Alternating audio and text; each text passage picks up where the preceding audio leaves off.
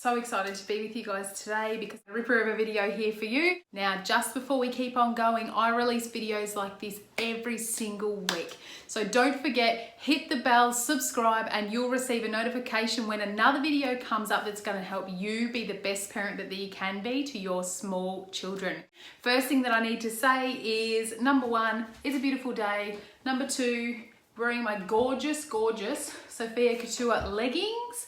Okay, I haven't got the full suit on today, but I've got leggings and a top from Sophia Couture and they are beautiful. So if you really want to try out some great active wear, then this might be for you. And yes, high tummy, hello. Really great for mums. Okay, so I've been wearing it all day and it's super comfy and I feel really beautiful in it. Okay, power struggles. Power struggles. Hands up if you do not like power struggles with your children. Hello, I can see all the hands up. Drop a like if you agree with that. Okay, so power struggles with our kids can be hugely daunting as a parent, for starters, because who wants to be struggling with your child when you say, we've got this schedule, we want to get this done, and your child starts presenting those really big power struggles back at you, like, I don't want to do what you say, here's what I think we should do this a different way or a better way, or I'm not going to do what you want. Basically, for starters, it can be disrespectful from the child. For the parent, it is brain explosion, right? Because you're in a hurry quite often. When this happens, you're quite often in a hurry and you're quite often needing to actually do something to get somewhere. Also, when you're having a power struggle with your child, you're going, why won't you just listen to me? Okay, so I'm going to have a visitor now. I can hear. Okay, anyway, power struggles with your kids. So what can you do? All right, so let's just take a step back for a second. Think about power struggles with your kids and think about what is actually going on there.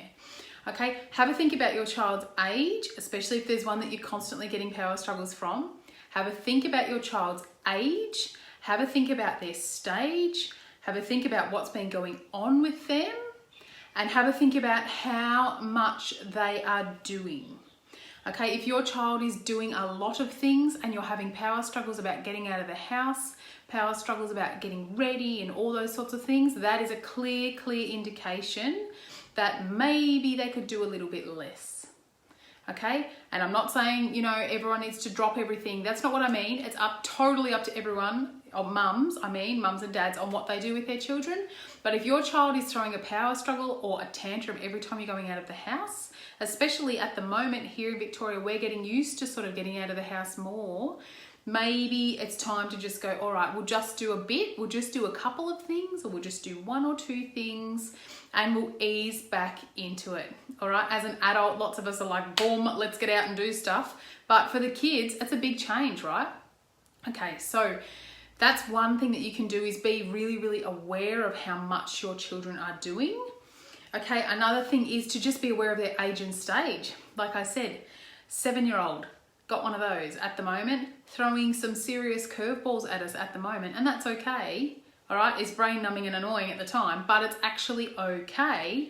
But you need to know how to stop the power struggles. They might not stop, but you need to know how to react yourself in the midst of those power struggles. Now, we all at some time want to go, no, you're just going to do what I say. You will do what I say, blah, blah, blah, blah, blah. Okay, we do all want to do that, and definitely do that myself as well sometimes. But a really great way to step back from the power struggle is this. If you think about a power struggle, excuse my hands in the middle of everywhere. If you think about a power struggle, there is one person on one side, one person on the other. It's like an argument. You cannot argue with yourself. Okay? This is really simple when you hear it, but it's hard to do in the moment. Basically, what you want to be doing anytime that you can is to just go, you know what? I'm going to remove myself. And I don't mean run away. I don't mean necessarily leave the room. Just say, I don't want to talk about this anymore. Or it's not time to talk about this now. Or do you know what? You can make a choice about that, but in a minute this is going to be happening. Okay, so what you do is you leave the choice up to the child. And this works really well with a little bit older kids. Okay, and younger kids too. Okay, so things, phrases like, let me just think of a good phrase. The when then, and I've talked about the when then strategy before, and that's like, when you've done this, then you can do this. Okay, when you have put your shoes on, then you can come to. When you've brushed your teeth, then we can read a story. Because the child's there going, well, okay, I have there's not really an option there, is there? But you're leaving it basically up to them, and they feel like they have the power. Okay, they don't really have that much power because you've gone, you're not actually doing X, Y, Z until you've done this. It's still within your limits, it's still within your rules, but the child feels like they have got a bit more power over what they can do because they can choose. But at the end of the day, their choice is what's actually going to make the decision for them. Okay, so for instance, child doesn't want to get in the shower.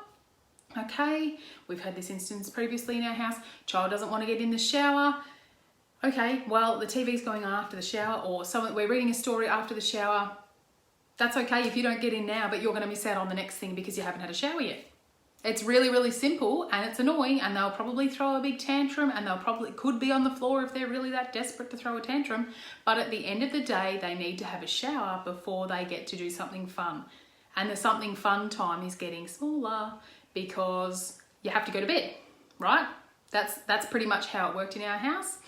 Okay, and it works. Okay, just if you use that strategy, you need to know and you need to be aware that they are going to throw, or very likely, at one point when you use this, they are very, very likely to throw a tantrum. What are you going to do then? You're going to stick to your guns and you're going to just say, you know what? That's fine. You can have a tantrum. That's okay. You don't have to say that many times.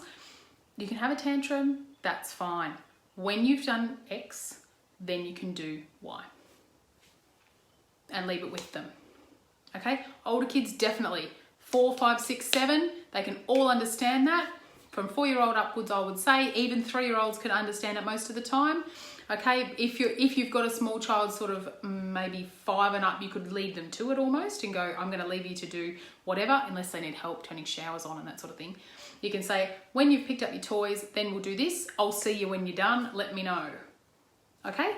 That's what you can do. If they're younger, you quite often have to sort of just pretend that you're looking away and give them that give them that space to understand and to make their own decision.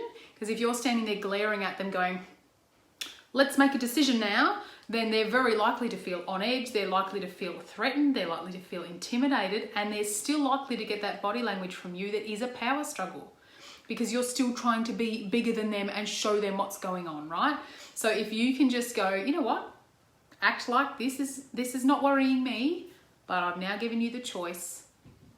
Now you can move about it. Okay, and quite often you'll find that kids, once the other side of the equation has moved down, once we've backed down and not made it into a big, confrontation, then for starters, that's a really, really great way to not have to bother. And it's also a great way to go, the child can go, now I need to make my own decision. And they've been left alone, maybe not left alone, but they've been left sort of to make the decision themselves. Okay, now, yes, kids can't always make great decisions. Yes, they're going to make dodgy decisions at times. Yes, we don't always make great decisions. But it's really, really important for our kids that we don't be that person, as much as we can, that we don't be that person that's right up in their face. Okay, I'll see you in a minute. Okay, off you go out there. So that's basically one of my huge tips on power struggles. Okay, it works really, really well. You have to be strong enough to stick to it, but it works really, really well. Okay, and the last one that I was going to pop in here is, when it comes to power struggles, make sure that you've thought about it a little bit beforehand if you can. Proactive parenting means you think about what goes on before it does, if you can. Okay, so if this is a consistent thing that creates a power struggle, maybe have a think about it. Sit back and go, why is that even an issue? Then think about what you're going to do, what your strategy is going to be to attack that or to manage that next time. Okay, but most of all, it's not about backing down. It's about going, you know what? It's still happening within what I want to happen. At the end of the day, I want them to learn how to make their own decisions. They're going to make dodgy ones, they're going to make good ones, and they'll probably surprise you with some of the amazing decisions they make. Okay, but the best thing to do, give them a little bit of space, but first say, when this has happened, then this can happen. Okay, or you're going to miss out soon because you're not actually doing this. helps them move along quite well. Okay, so there you go. There are some of my tips for power struggles.